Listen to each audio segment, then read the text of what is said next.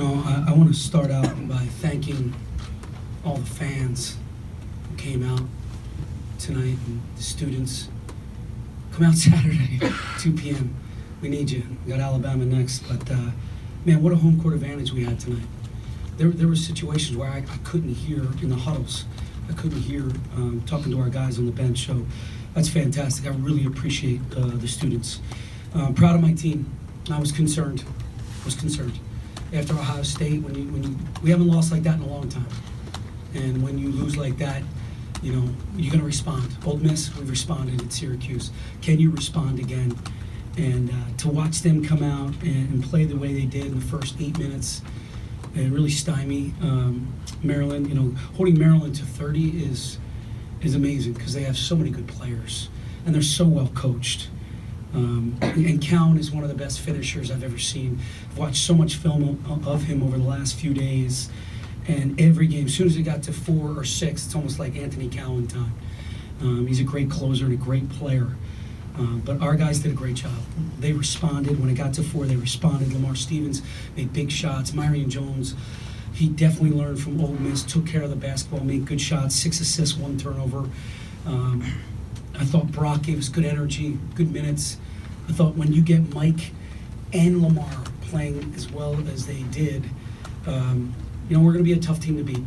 This was a big step for us in part of the mental conditioning aspect. Pat, you won a lot of different stat categories, but 2 that you lost are 2 typically that indicate success, rebounding and free throw attempts. Add that to the fact that you only had 1 guy shoot above 50% from the line. What were some of the factors in overcoming those stats? Can't talk about the positive stats first. We're going right to negative. We just won, aren't we? What's our record? 8-2. We are 8-2, right?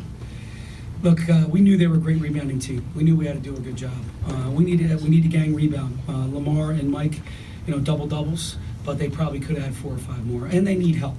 Brock's got to get in there, and Dred's got to get in there, and I only gave Seth Lundy a few minutes tonight, but we have to do a better job rebounding. And then I can't put my finger on the free throw situation.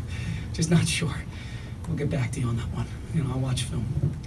Pat, you've mentioned time and again that you want to play Penn State basketball, and tonight you did that for what I thought was 40 minutes against the team, or the country's number 4 team. How were you able to set that tone and play within yourselves? I think it starts with our leadership council. I thought they did a fantastic job on Sunday and Monday in practice specifically.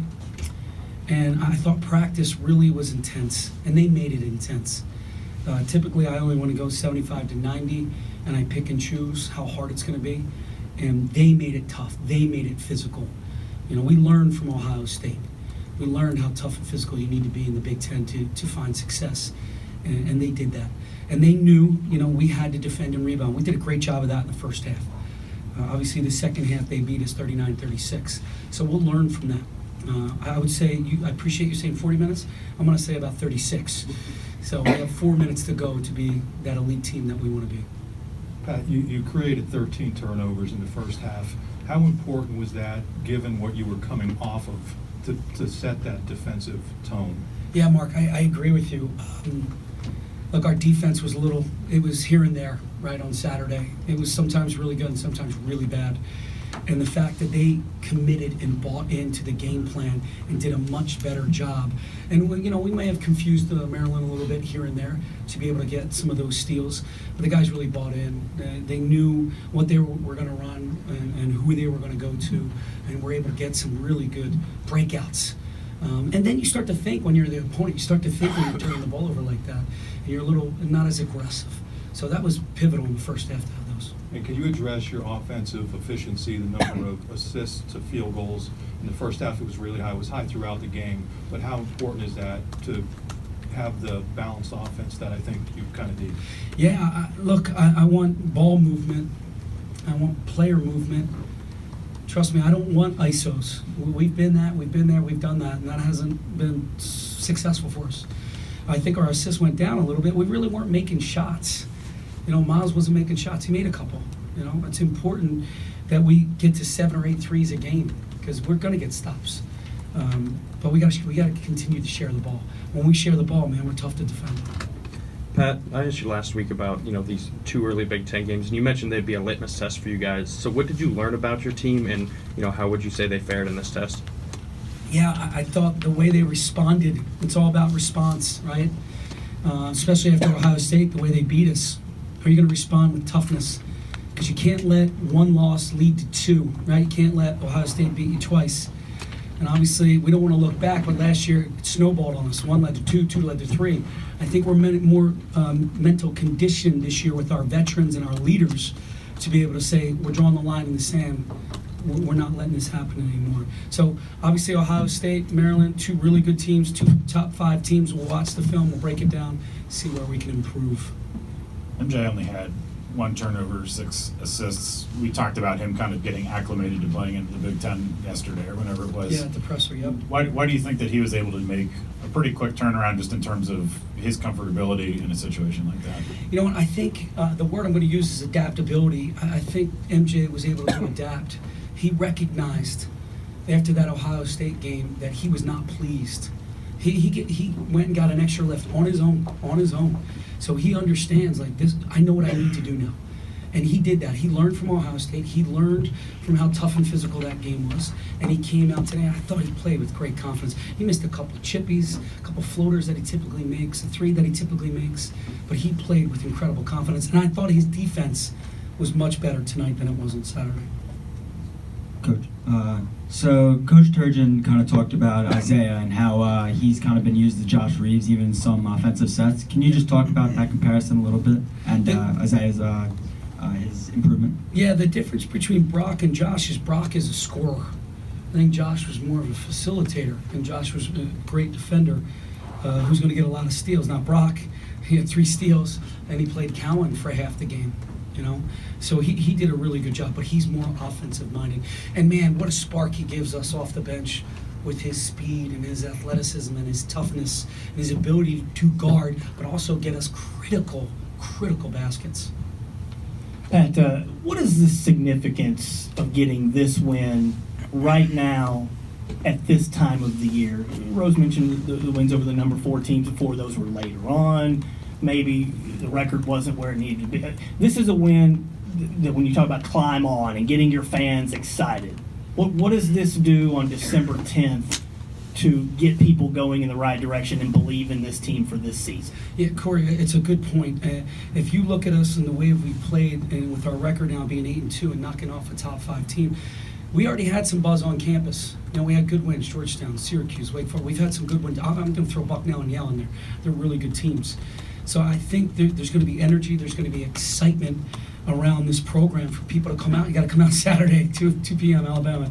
That's a big game as well. They're all big games. But I think this game could help us in March. It's not going to punch out our ticket, but it's definitely going to help us where we're trying to go. Pat, you just spoke briefly about Isaiah earlier. There seemed to be a couple times in the game, especially in the second half, where Maryland pulled really close, and it seemed as if the momentum was in their favor, and he made a couple of big plays, the 3-pointer and the steal and the dunk. Steal, yeah. Yeah, can you just take it through what exactly is so huge about those plays, and then going forward, how your team is able to take that momentum? You know what? Momentum is so important, and I think this program and this team has the momentum, and we got to keep that momentum. And in games, I'm thinking about how do we shift it. 54-50, how do we shift momentum? What play can we run or execute, or what defense can we do to confuse them, or at least maybe turn them over, or make a rush shot or shot clock violation on the other end to swing the momentum back to us? Look, Isaiah Brockington is not going to shoot that 3 unless he knows that the head coach has the ultimate confidence in him. He puts the work in, he lives in the gym. I know his percentage right now overall isn't great, but he knows a 1-2 step jumper open, that's a good shot for us, especially if Mike and Lamar are going to go and try to offensive rebound. The steal was big. Because I don't really teach jamming the rebounder, but I think his intuition or his instincts really stepped up there. That was a big basket. Coach Miles did a little bit better job shooting the ball tonight. You talked about momentum and seeing the ball go through the net. What was his impact like tonight, even though he may still kind of be needing more from the scoring end or from the shooting end? Yeah, I thought Miles was great. I thought he played aggressive. Obviously, I'm not pleased with the one shot at the end, but time and score, he's playing to win. You got to love his swagger, and he's feeling that good. Okay, but future, let's dribble the ball out and take the time off the clock. But it was so good to see him get off to an early start the way he did. I thought he made really good plays. I thought his defense was good. We need Miles Dredd. We need Miles Dredd. Miles Dredd really spaces the floor for Lamar and Mike, and he's such a threat out there. We're going to go with Nate, last one, unless anyone else has anything pertinent. Mike finished with 4 blocks, but it seemed like his rim protecting influence was pretty substantial throughout the game. Can you kind of just touch on that? Yeah, again, when Mike is engaged, he is definitely one of the best bigs in the Big Ten, if not the country, especially defensively. He did a nice job, for the most part, on his wall-ups and really distracted the Maryland guards or players to get easy looks. And he needs to play that way. And it's a work in progress. He's getting better, but he has room. This is crazy. He still has room for growth. His ball screen defense, low post defense. Thanks, everybody. Thanks, Matt.